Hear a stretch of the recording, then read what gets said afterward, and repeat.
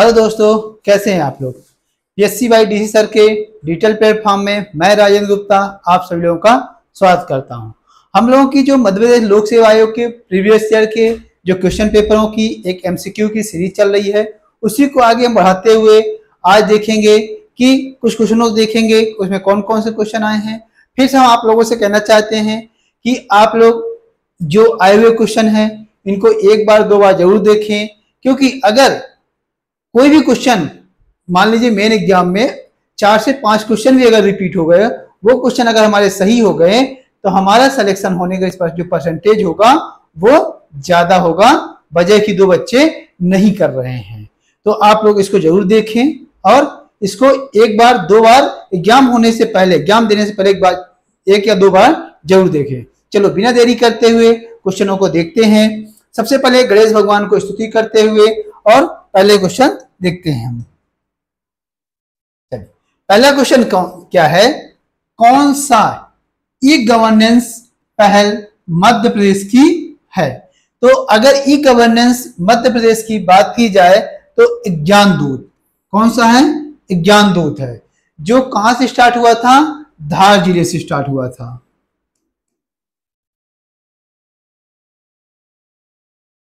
कहां से स्टार्ट हुआ था, धार जिले से स्टार्ट हुआ था। और कब स्टार्ट हुआ था, सन 2000 में। आंसर क्या हो जाएगा हमारा, डी।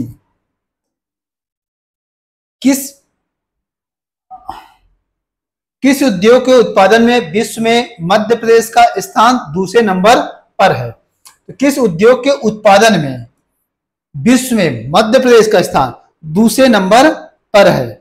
अगर इस लिहाज से देखा जाए तो मिट्टी के बर्तन होगा। इस क्वेश्चन को हम कंफर्म नहीं कर रहे हैं, इसका आंसर अभी आयोग भी डिलीट कर दिया था और नेट में भी सही नहीं मिल रहा है, इसलिए इस क्वेश्चन को सही नहीं करते हैं। एक बार देख लेंगे फिर आगे नेक्स्ट लेक्चर में इसको बता देंगे। भारिया जनजाति मध्य प्रदेश के कौन से जिले में निवास करती है। तो जो भारिया जनजाति है वह मध्य प्रदेश में कहां निवास करती है, छिंदवाड़ा जिले में। और यह जो भारिया जनजाति है मध्य प्रदेश के जो 3 अति पिछड़ी जनजातियां हैं, जो बैगा, सहरिया, भारिया, उनमें से एक है। नेक्स्ट हम बात करें, मध्य प्रदेश के कौन से मुख्यमंत्री केंद्रीय मंत्रिमंडल में पहले गृह, विधि एवं रक्षा मंत्री रह चुके हैं। तो इसमें देखा जाए तो आप सबसे देखिए, पंडित रविशंकर शुक्ल मध्य प्रदेश के पहले मुख्यमंत्री थे। अगर बात की जाए तो कैलाश नाथ काटजू ये मध्य प्रदेश के दूसरे नंबर के मुख्यमंत्री रहे हैं। कौन से नंबर के, दूसरे नंबर के। इसके पहले वह केंद्र सरकार में रक्षा मंत्री और गृह मंत्री, विधि मंत्री भी रह चुके हैं।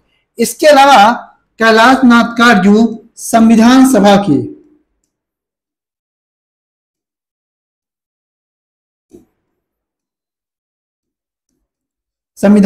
के सदस्य भी रह चुके हैं।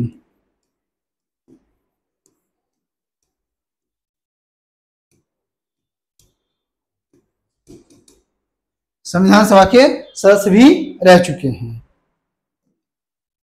नेक्स्ट हम बात करें, मध्य प्रदेश में ग्राम पंचायतों का गठन कब हुआ। तो अगर इस लिहाज से देखा जाए तो अगर थोड़ा हम इसकी पृष्ठभूमि देखें तो पूरे भारत में जब देश आजाद हुआ, अब देश को आगे बढ़ाना था, तब 1952 में, कब, 1952 में देश के प्रथम प्रधानमंत्री पंडित जवाहरलाल नेहरू के द्वारा सामुदायिक विकास कार्यक्रम स्टार्ट हुआ। लेकिन जिन उद्देश्यों को लेकर सामुदायिक विकास कार्यक्रम प्रारंभ किया गया था वह असफल रहा, जिसके उसकी कमियों का पता लगाने के लिए बलवंत राय समिति का गठन हुआ और उसकी अनुशंसा उन्होंने अपनी रिपोर्ट सबमिट की और ये कहा कि त्रिस्तर स्तर पर हमें क्या करना चाहिए, ग्राम पंचायतों का गठन करना चाहिए और जिसमें जनता की भागीदारी सुनिश्चित की जा सके। इसी को ध्यान करते हुए 2 अक्टूबर 1959 को राजस्थान के नागौर में सबसे पहले ग्राम पंचायती राज व्यवस्था का गठन हुआ। उसके बाद अलग अलग राज्यों के द्वारा अलग अलग अधिनियम बनाया गया और ग्राम पंचायतों का गठन किया गया। इसी क्रम में मध्य प्रदेश में भी 1962 का अधिनियम आया। कब? 1962 का पंचायती राज अधिनियम है।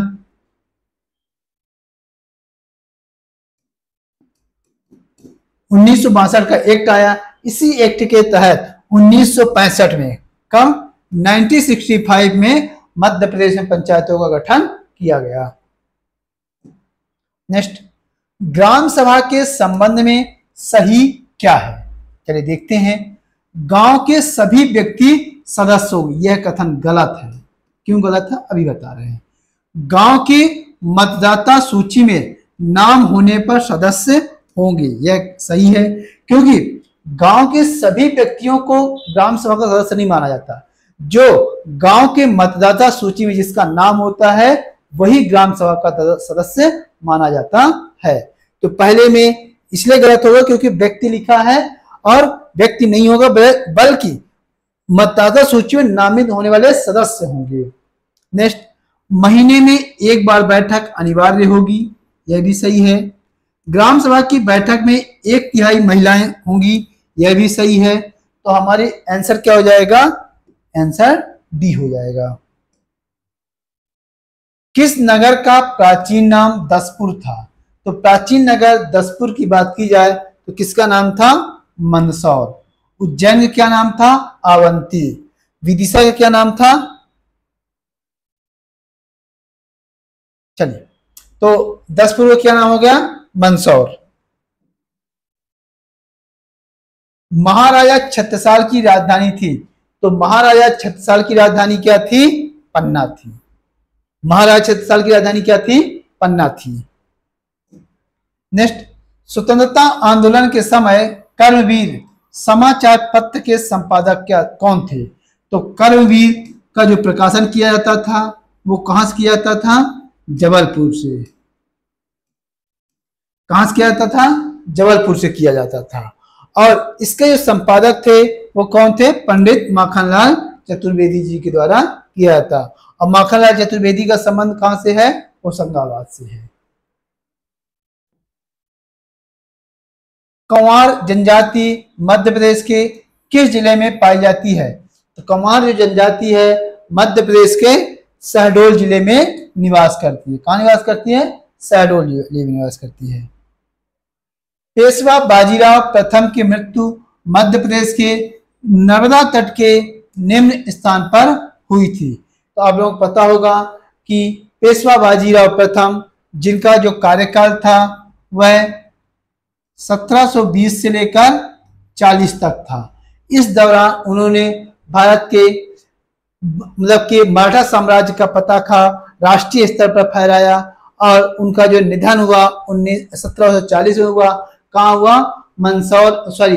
खरगोन में नर्मदा नदी के तट पर कौन से स्थान पे? रावण खेड़ी नामक स्थान पे हुआ था। रावेर खेड़ी नामक स्थान पर इनका मृत्यु हुई थी। मध्य प्रदेश एकलव्य पुरस्कार विजेता शंकर पांडे किस खेल से संबंधित है? जो शंकर पांडे की बात की जाए तो ये कहां से थे? शंकर पांडे आपके भोपाल से थे। कहां से थे? भोपाल से थे।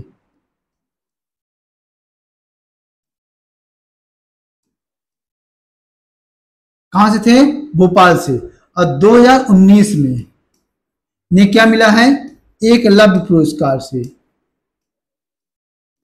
एकलव्य पुरस्कार से सम्मानित किया गया है। और किस खेल संबंधित है?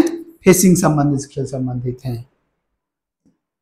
नेक्स्ट, प्रभु जोशी जिनका हाल ही में निधन हो गया है वे किस क्षेत्र से संबंधित थे? प्रभु जोशी की बात की जाए इनका जो निधन कोरोना काल में 2021 में हुआ है। ये कहां से किस जिले से संबंधित है? देवास जिले से। किस जिले से संबंधित है? देवास जिले से। और किस पेशे से हैं? ये चित्रकार थे। क्या थे? चित्रकार थे। नेक्स्ट, मध्य प्रदेश सरकार ने जीवन अमृत योजना किसके लिए शुरू किया था? देखिए, जब पूरे देश में पूरे विश्व में कोरोना काल चल रहा था तो उसमें मध्य भारत सरकार ने आयुर्वेद को बढ़ाने के लिए आयुर्वेद स्तर पर त्रिकुट में क्या होता है, हर्रा, बहेरा, आंवला, इन चीजों को मिलाकर काढ़ा बनाया जाता है। और ये काढ़ा जो व्यक्तियों के ह्यूमन जो आपके एंटीबायोटिक होती है उसको मजबूत करती है, प्रतिरोधक क्षमता को मजबूत करती है। तो यह योजना किसके लिए चालू की गई थी, कोरोना वायरस संक्रमण की रोकथाम के लिए चलाई गई थी। नेक्स्ट, भांडेर तथा कैमूर पहाड़ियां निम्नलिखित में से किस श्रेणी की पूर्ववर्ती फैलाव है। तो भांडेर तथा कैमूर जो पहाड़ियां हैं इनका जो पूरा फैलाव है वो कहां पे है, आपके विंध्य शैल समूह। तो विंध्य शैल समूह जो है उसकी भांडेर और कैमूर उसी पर्वत श्रेणी का हिस्सा है। नेक्स्ट, वन स्थिति रिपोर्ट 2019 के अनुसार मध्य प्रदेश में कुल भौगोलिक क्षेत्रफल का कितने प्रतिशत वन क्षेत्र रहा है। तो अगर राष्ट्रीय स्तर पर देखा जाए तो पूरे भारत के कुल क्षेत्रफल का मात्र 21% क्षेत्रफल पर क्या है, वन है। वहीं अगर मध्य प्रदेश की बात की जाए तो मध्य प्रदेश में 25.14 कितना 25.14% भूभाग पर क्या है, वन है। नेक्स्ट हम बात करें, कोपेन के अनुसार मध्य प्रदेश का अधिकांश क्षेत्र निम्न में से किस जलवायु प्रदेश का भाग है। तो अगर इसकी बात की जाए तो ये क्या हो जाएगा, CWG। इसका मध्य प्रदेश में तो जो कोपेन के अनुसार जो पूरे भारत का जलवायु का वर्गीकरण किया गया है तो उनके अनुसार मध्य प्रदेश का जो जलवायु है वो कौन सा है, CWG।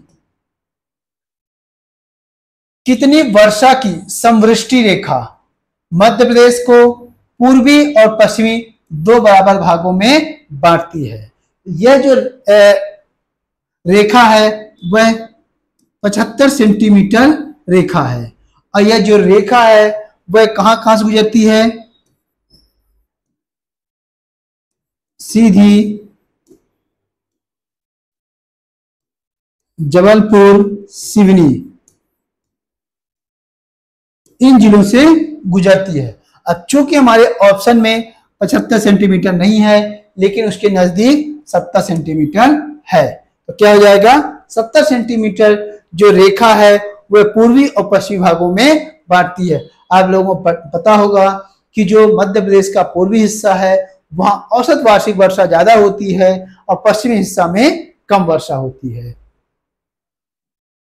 नेक्स्ट, मध्य प्रदेश में रामखेरिया तथा मझगवां स्थल किस अधात्विक खनिज के लिए प्रख्यात है।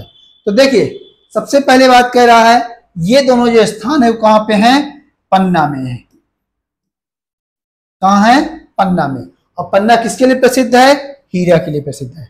और हीरा की कठोरता हार्डनेस सबसे ज्यादा होती है। अगर पॉइंट की बात करें 10। और ये कैसा खनिज है, अधात्विक खनिज है।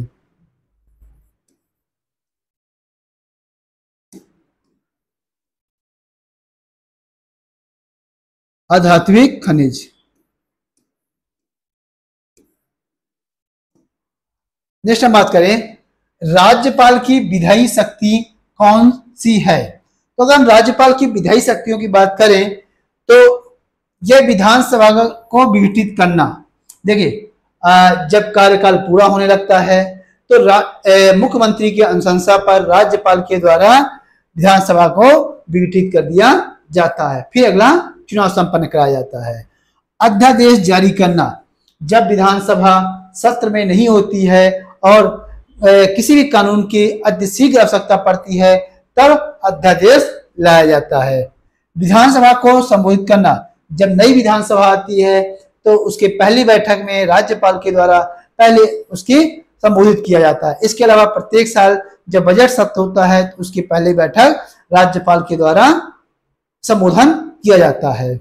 नेक्स्ट, विधानसभा का अधिवेशन बुलाना, प्रत्येक वर्ष क्योंकि कहा गया है कि विधानसभा के 2 सेशन के मध्य 6 महीने से अधिक अंतराल नहीं होने चाहिए।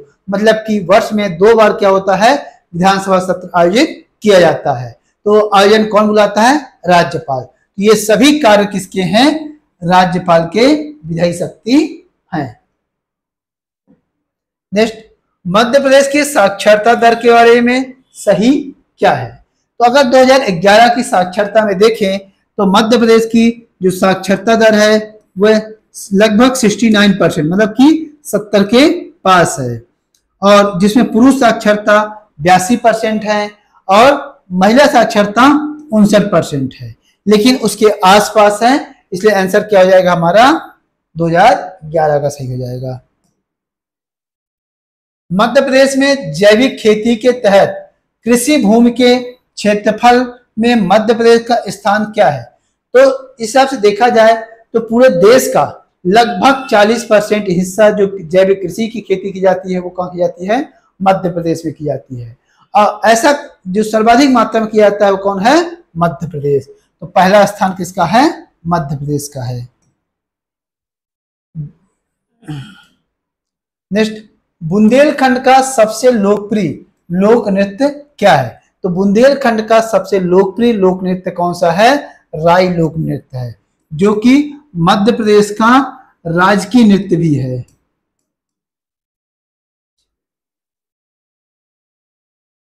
क्या है? राजकीय नृत्य भी है। नेक्स्ट, 1857 के स्वाधीनता आंदोलन में भाग लेने वाली झलकारी बाई मध्य प्रदेश के किस क्षेत्र से थी? देखो, झलकारी बाई की बात की जाए तो किसकी सहायिका थी? रानी लक्ष्मीबाई की।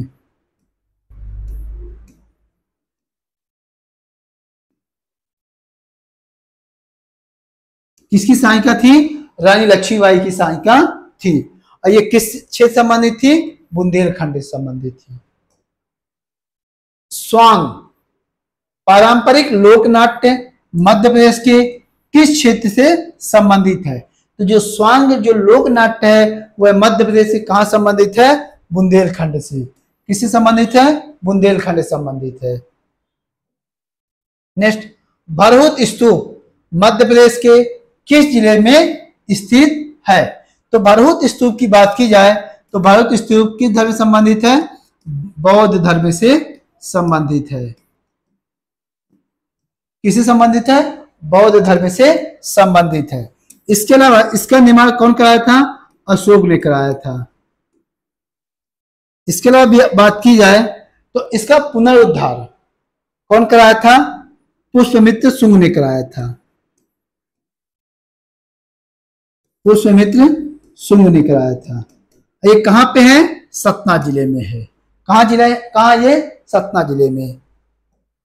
नेक्स्ट, बड़वाह नगर किस नदी के किनारे स्थित है? तो अगर बड़वाह की बात की जाए तो एक तहसील है, किस जिले में है?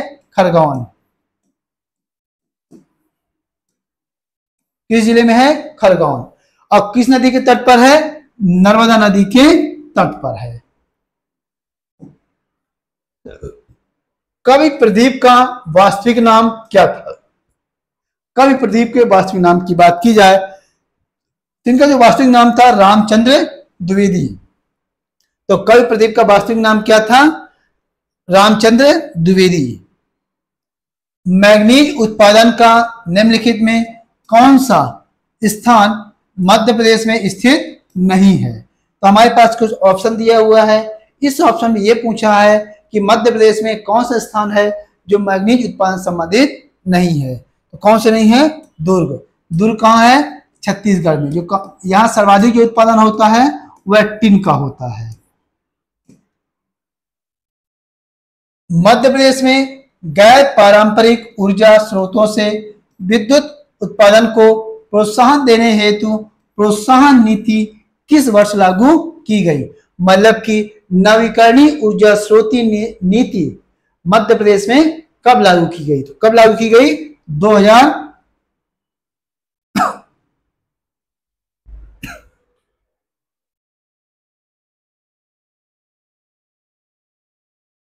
2012। देखिए, मध्य प्रदेश की जो नवीकरणीय नीति है वो कब की है? 2011 की है।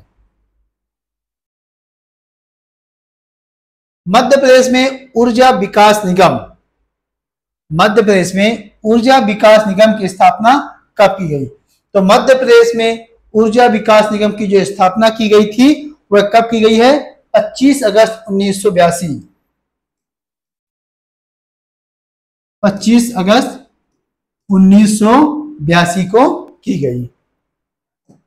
नेक्स्ट हम बात करें सूची 1 को सूची 2 से सम्मिलित करके नीचे दिए गए कूटों की सहायता से सही उत्तर का चयन कीजिए। चलिए मिलाते हैं। बांस का नाम बरगी। देखो बरगी जो डैम है वो कहाँ बना हुआ है? जबलपुर में। कहाँ बना हुआ है? जबलपुर में बना हुआ है।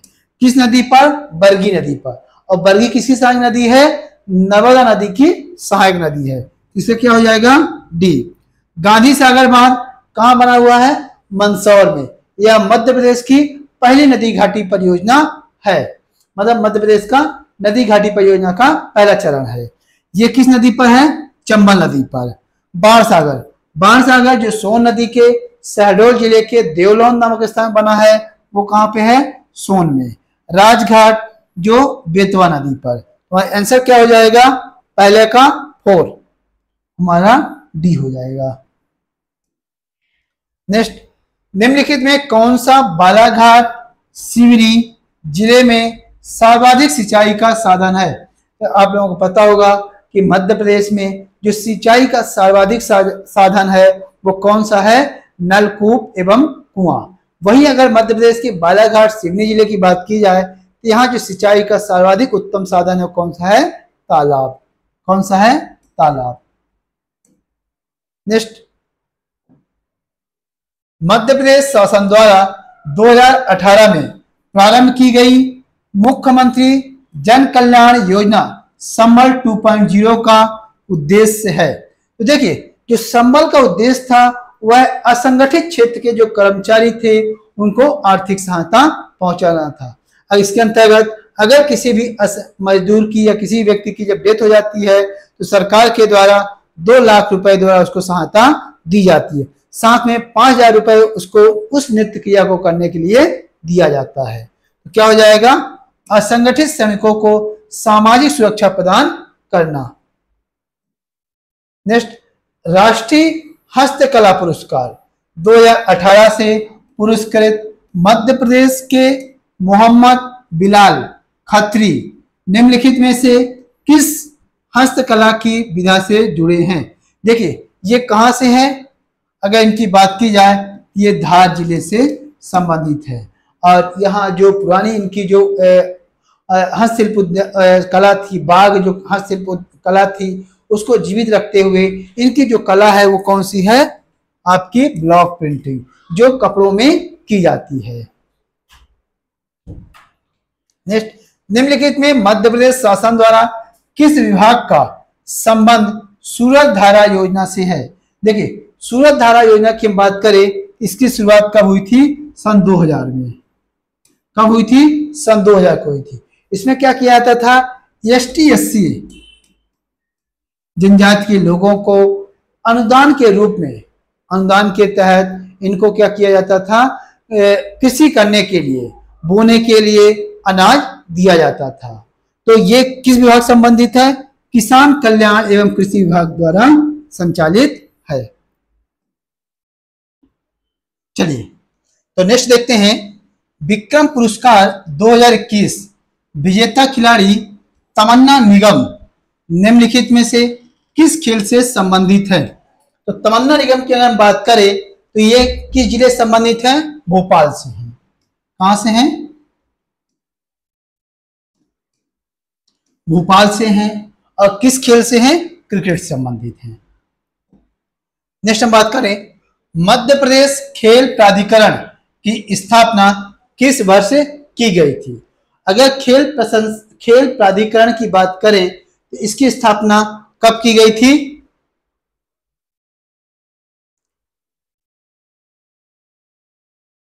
कब की गई थी? 13 जून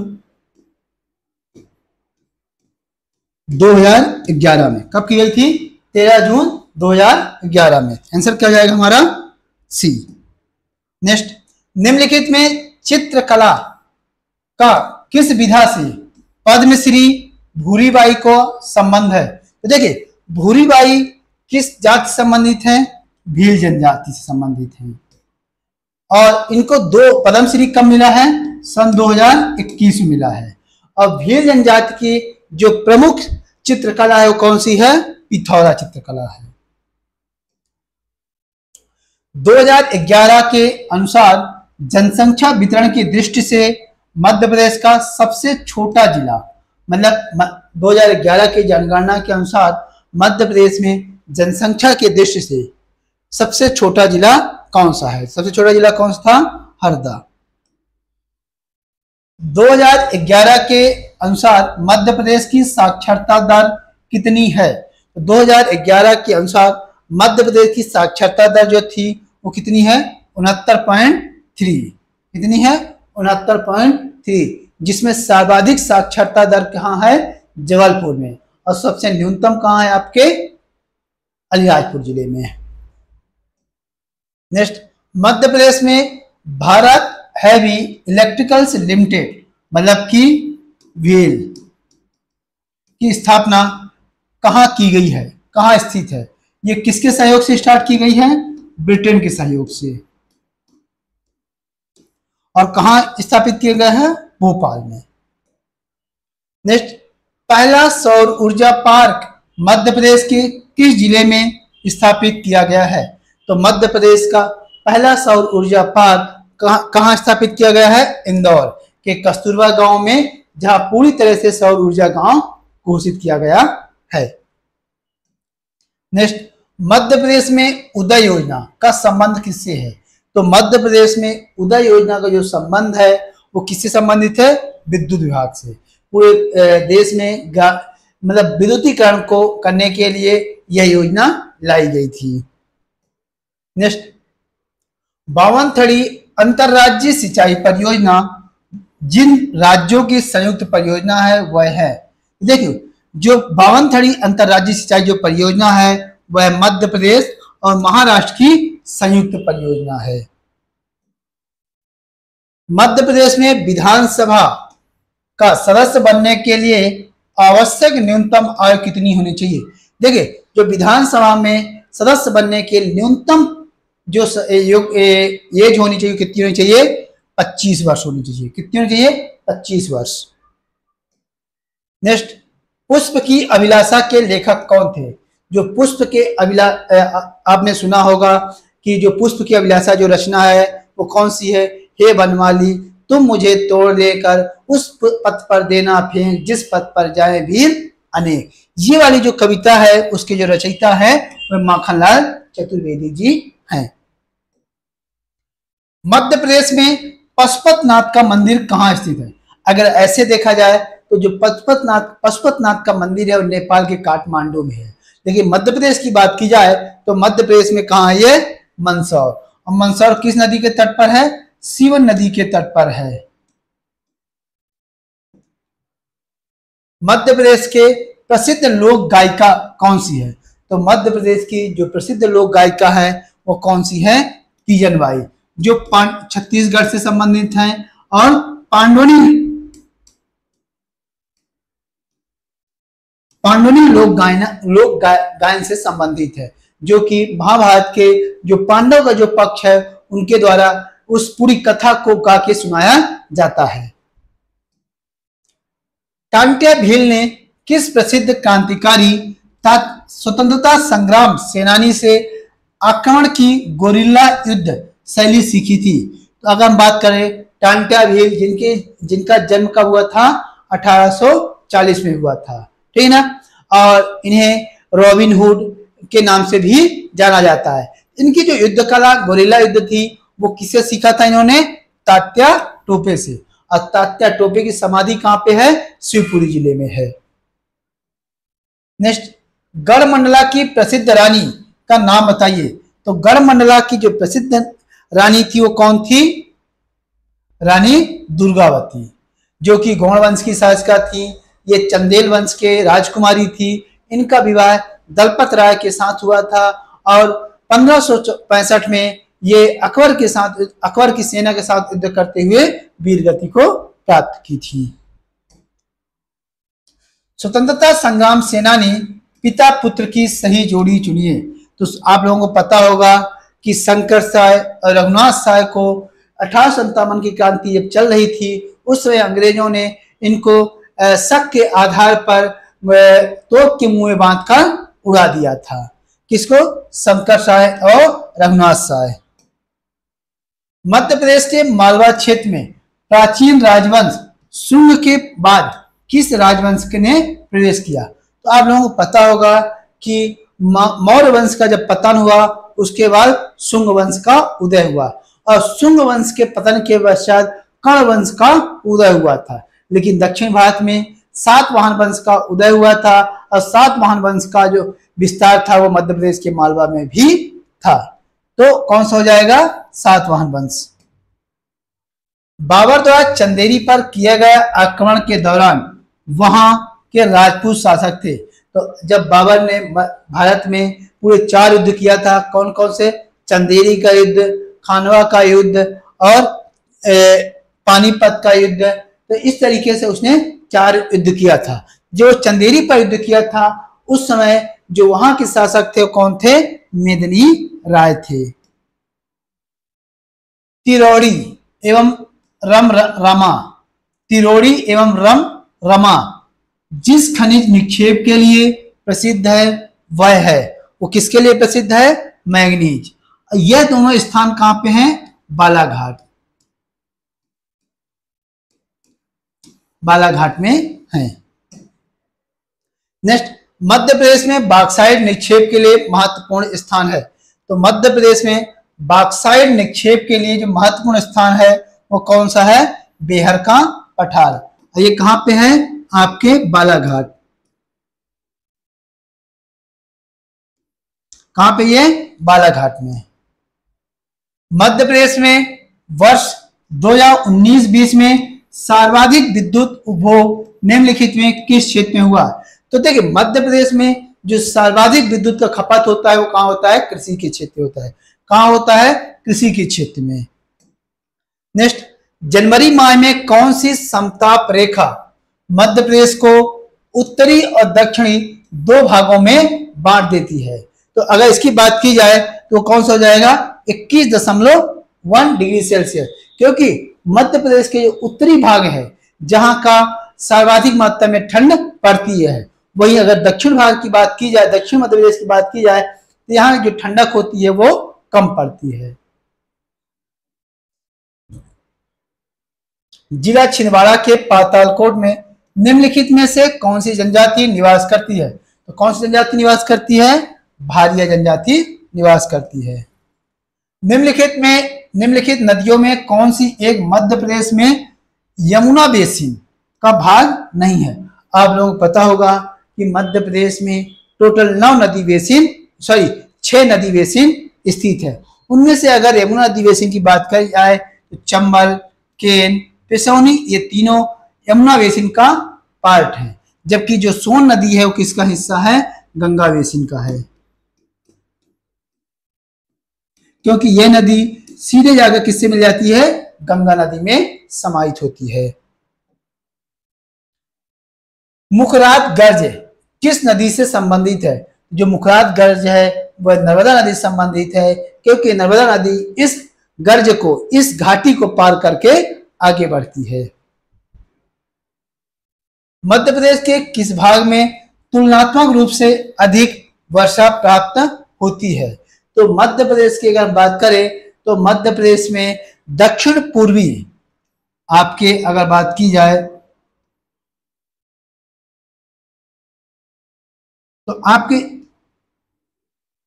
इस वाले भाग में अधिक वर्षा होती है, मतलब कि यह पूर्वी हिस्सा और यह दक्षिणी हिस्सा, इन भागों में अत्यधिक वर्षा होती है।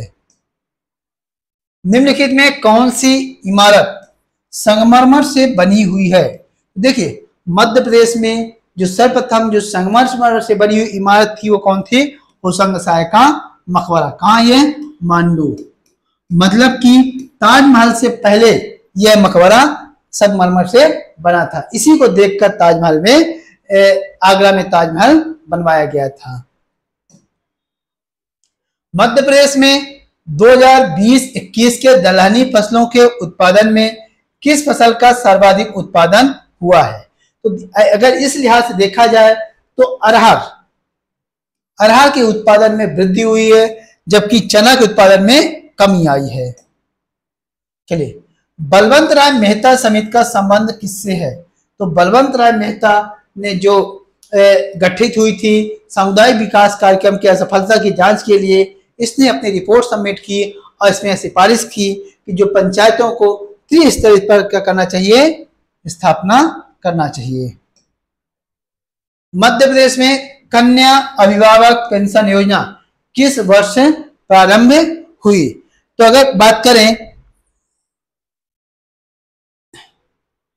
हाँ, मध्य प्रदेश में कन्या अभिभावक पेंशन योजना की बात की जाए तो मई 2013 कहां से स्टार्ट हुई थी? नर्मदापुरम से। कहां से स्टार्ट हुई थी? नर्मदापुरम से योजना स्टार्ट हुई थी। मतलब कि जिस पिता की सिर्फ एक लड़की है तो ऐसे पेरेंट्स को सरकार के द्वारा 600 रुपए पेंशन दिया जाता है। नेक्स्ट, मध्य प्रदेश में मुख्यमंत्री किसान कल्याण योजना किस वर्ष प्रारंभ हुई थी? तो देखिए, केंद्र सरकार के द्वारा प्रधानमंत्री किसान कल्याण योजना के उसी तत्वाधान में मुख्यमंत्री किसान कल्याण योजना स्टार्ट हुई, जिसमें जिस तरह से केंद्र सरकार 6000 रुपए किसानों को सीधे देता है, उसी तरह से मध्य प्रदेश सरकार ने भी स्टार्टिंग में 4000 रुपए देने की बात कही थी। ये कब स्टार्ट हुई थी? 25 सितंबर 2020 को। मार्च लोकनाट्य प्रमुख रूप से किस क्षेत्र से संबंधित है? देखिए, जो मार्च है वह मध्य प्रदेश का राजकीय नाट्य है। ये कहां संबंधित है? मालवा से संबंधित है। चलिए, तो इस तरीके से हम लोगों ने कुछ क्वेश्चन देखा और जरूरी ये है कि आपके पास जो भी संसाधन है एमसीक्यू लगाते रहिए। सबसे महत्वपूर्ण जरूरी है एमसीक्यू लगाना। तो थैंक यू।